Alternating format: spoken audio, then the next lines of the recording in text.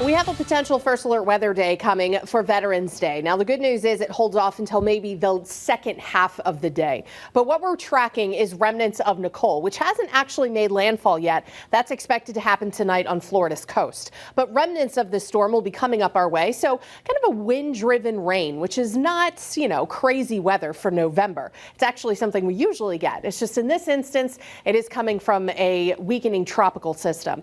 So we're expecting periods of heavy rain Friday night to Saturday morning. I would say the worst of it will be overnight and early Saturday. That's also when we're going to get the peak wind gusts, which could top, anywhere between 20 and 40 miles an hour. Some 40-mile-an-hour gusts are less likely, but they are a possibility.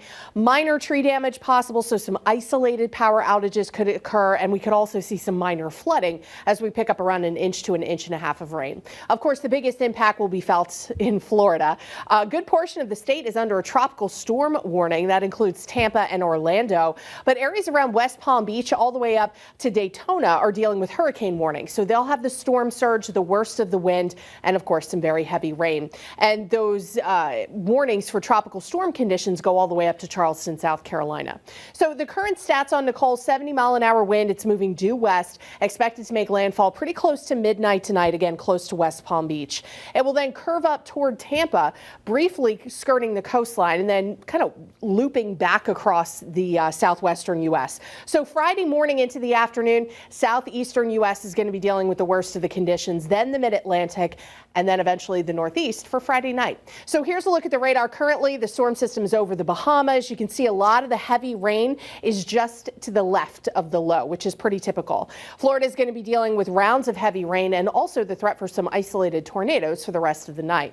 The storm system makes landfall again close to midnight. It will then loop back into Georgia as we go into Thursday evening. And then Thursday night through midday Friday, the rain starts lifting off to the north. Now for Western Mass, it looks like shower chances will start to increase afternoon. So we're talking mid to late afternoon, close to sunset is when the steady rain moves in. Breezes out of the south will start picking up, and we could get some gusts again, 30 to 40 miles an hour Friday night through Saturday morning. Saturday morning is when the last bit of heavy rain and maybe even some embedded rumbles of thunder come through.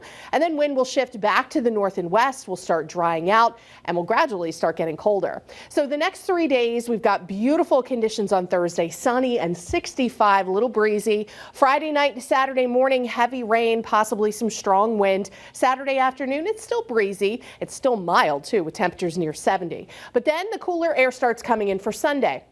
A passing coastal low could bring a stray shower on Sunday, but most of the day is quiet and cool.